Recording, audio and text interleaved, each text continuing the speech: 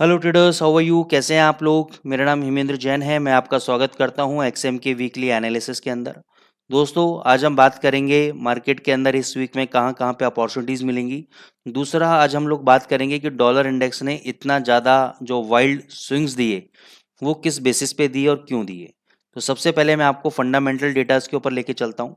अगर आप लोगों को याद हो तो जनवरी मंथ से अगर आप मेरा वीकली एनालिसिस देखेंगे या दिसंबर एंड से देखेंगे तो आपको समझ में आएगा कि मैं जब जनवरी का स्टार्टिंग चालू हुआ था तो मैंने आपको ये बता दिया था कि भाई मार्च महीने में जो पॉवेल साहब ने बोला था कि हम इंटरेस्ट रेट को रिड्यूस करेंगे। इंटरेस्ट रेट को रिड्यूस करेंगे, इसकी प्रोबेबिलिटी मेरे अकॉर्डिंगली कम है, क्योंकि डेटाज आपके पॉजिटिव आ रहे हैं। आपके सीपीआई डेटा पॉजिटिव आ रहा है, आपका non farm payroll data positive आ रहा है, आपका जीडीपी डेटा पॉजिटिव आ रहा है। तो कोई पॉइंट बनता ही नहीं है कि आप भैया इंटरेस्ट रेट को रिड्यूस करोगे। तो we are the first one, चाहे आप इंडियन लेवल पे बात करो चाहे इंटरनेशनल लेवल पे बात करो। जनवरी के स्टार्टिंग वीक से हम जब ये बोल रहे हैं तो we are the first one कि हम लोगों ने इस बात को क्लेम किया कि हमें पॉवेल साहब की स्टेटमेंट पर डाउट है कि वो मार्च के अंदर फर्स्ट टाइम इंटरेस्ट रेट को रिड्यूस करेंगे। ठीक है, और वो बात अभी प्रूव होती हुई नजर आ रही है, क्योंकि पॉवेल साहब ने अभी रिसेंटली स्टेटमेंट में बोला है कि the war has not been over yet. War अभी खत्म नहीं हुआ है। अभी भी जो एम्प्लॉयमेंट कंडीशन है प्रॉपर है, एम्प्लॉयमेंट के डेटाज अच्छे आ रहे हैं, जिसकी वजह से हमें चांसेस लग रहे हैं कि सीपीआई यानी इन्फ्लेशन डेटा आपका वापस शूट अप कर सकता है।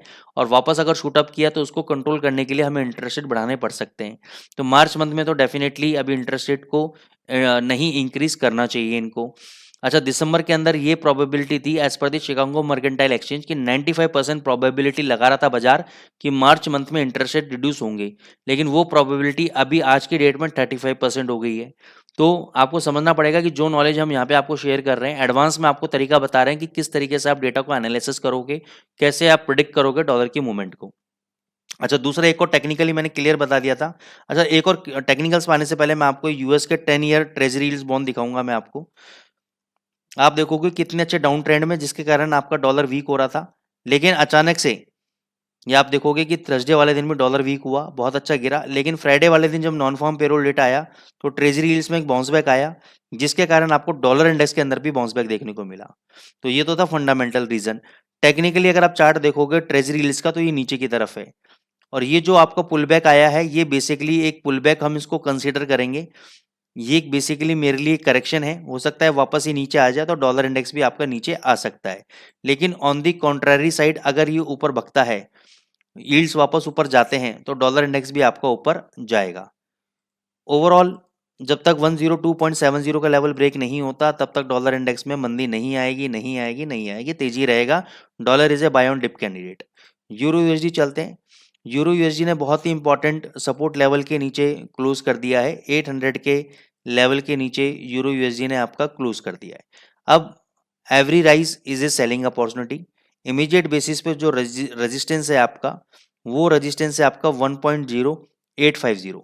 अगर इसके ऊपर डेली चार्ट में क्लोजिंग हो जाती है और जो कैंडल इस लेवल के ऊपर क्लोज करता है और उस कैंडल का अगर हाई ब्रेक होता है नेक्स्ट दिन, तो आप समझो कि फिर नेक्स्ट टारगेट इसका 950 का रहेगा और फिर ये एक अच्छी खासी तेजी बनाएगा। लेकिन जब तक ये 850 के ऊपर डेली चार्ट में क्लोज नहीं होता है, euro USD is a sell on rise candidate, और ये नीचे आपका 700 और उसके नीचे भी जा सकता है। क्लियर?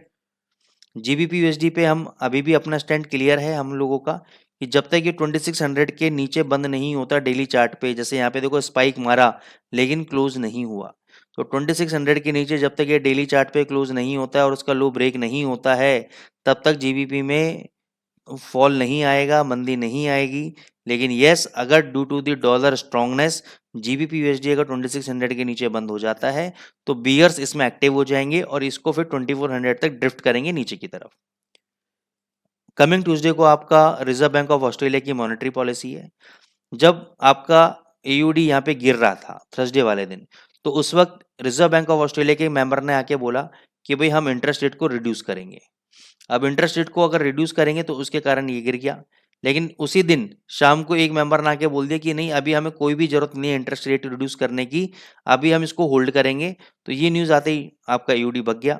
फिर फ्राइडे को आपका डॉलर गोल्ड का मूवमेंट आया, जिसकी वजह से इसमें सेलिंग प्रेशर देखने को मिला। तो ओवरऑल टेक्निकल बेसिस में मैं आपको क्लियर बता देता हूँ कि अभी जब तक ये 0.6630 का लेवल ब्रेक नहीं होता क्लोजिंग बेसिस पे, तब तक every rise is a selling opportunity in AUD, और नीचे आपको ये कहाँ तक मिल सकता है वो भी मैं आपको दिखा देता हूँ। थोड़ा सा इसके लिए मैं आपको डेली चार्ट पे लेके चलूंगा। रीसेट कर देता हूँ। ये देखो यहाँ पे इसने, अब ये देख रहे हो हेड एंड शोल्डर का एक बहुत बढ़िया इसने नेकलाइन ब्रेक कर दिया है। अब नीचे इसका जो टारगेट है 6350 तक ये नीचे गिर सकता है। कितना गिर सकता है? 6350 तक ये नीचे गिर सकता है आपका बहुत आराम से। तो जब तक 6630 का ये वाला राइट शोल्डर का हाई ब्रेक नहीं होगा या इसके ऊपर क्लोजिंग नहीं देगा, तब तक वापस से रिवर्सल ऊपर की तरफ नहीं आएगा, ये नीचे जा सकता है। क्लियर हो गया आपको? अब मैं आपको गोल्ड पे लेकर आता हूँ। गोल्ड का देखो दोस्तों सीधा सा सिनेरियो है कि ये 2065 के लेवल को ब्रेक नहीं कर रहा है। मल्टीपल टाइम्स देखो यहाँ पर और यहाँ पर तीनों टाइम इसने रेजिस्टेंस लिया 2065 पे, और वहाँ पे एक फॉल दिया, वहाँ पे एक फॉल दिया। ठीक है, इमीडिएट बेसिस पे जो सपोर्ट आ रहा है 2015 का आ रहा है। 2015 के नीचे अगर ये डेली चार्ट पे बंद हो जाता है तो नेक्स्ट टारगेट आपका 1980 का है, नो डाउट। उससे पहले एक साइकोलॉजिकल प्लस एक इंस्टीट्यूशनल सपोर्ट लेवल है 2000 के लेवल पे। अगर 2000 का लेवल होल्ड करता है, जो कर भी सकता है, लेकिन मेरे को ऐसा लगता है पर्सनली अपने ऑब्जर्वेशन से, साइकिल थ्योरी के हिसाब से, अगर 2015 के नीचे बंद हो गया तो ये 2000 का जो लेवल है ये भी होल्ड नहीं करेगा, 1980 तक गोल्ड गिरेगा। तो एक पोजीशन तो आप अभी शॉर्ट पोजीशन बना लो। ये जो करंट रेट चल रहा है यहाँ पे स्टॉप लॉस दे दो 2065 का, बहुत बढ़िया स्टॉप लॉस है।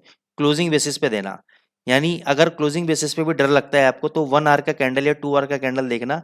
अगर इसके ऊपर क्लोज हो जाए और उस कैंडल का अगर हाई ब्रेक हो जाए तो आप एग्जिट कर जाना, फिर ये 2100 2120 तक जाएगा। अदरवाइज ये नीचे आपका 2015 और 1980 तक आपको गोल्ड मिल सकता है। ठीक है, एयूडी क्लियर हो गया, यूरो यूएसडी क्लियर हो गया, जीबीपी यूएसडी क्लियर हो गया आपका। उसके अलावा अभी किसी करेंसी पेयर में भी नहीं बन रहा है। जीबीपी यूएसडी, जीबीपी जेपीवाई में भी अभी कुछ नहीं बन रहा है आपका। यूएसडी कैड, यूएसडी कैड में बहुत बढ़िया सपोर्ट है आपका 3350 का। अगर आप बाय लेना चाहते हो तो आप 3350 के एसएल के साथ आप बाय ट्रेड ले सकते हो। ये प्रीवियस हाइज को भी ब्रेक करता हुआ नजर आएगा। सो आई होप आपको हमारी एनालिसिस पसंद आई होगी दोस्तों। जो लेवल्स मैंने दिए हैं उसको आप नोट डाउन कर लीजिए, मार्क डाउन कर लीजिए कहीं पर भी, और उस लेवल के अकॉर्डिंगली आप अपना प्लान ऑफ एक्शन बना सकते हैं। यहाँ पे मैं डिस्क्लेमर देना चाहूँगा कि जो भी हमने आपको एनालिसिस दी है उसे एक इम्पॉर्टेंट सपोर्ट और रेजिस्टेंस लेवल्स आपको दिए हैं ताकि आपकी नॉलेज इंक्रीज हो, आपका विजडम इंक्रीज हो। आपको कोई भी प्रॉफिट या लॉस आता है, मैं और ना तो मेरा कोई एक्सएम का एम्प्लॉय इस बात के लिए रिस्पॉन्सिबल है। ठीक है ना, ये सिर्फ आपकी नॉलेज के लिए आपको हम शेयर कर रहे हैं। तो ये एक डिस्क्लेमर मैं यहाँ पे देना चाहूँगा। Thank you so much. XM India channel को आप लाइक करें, सब्सक्राइब करें। Thank you so much.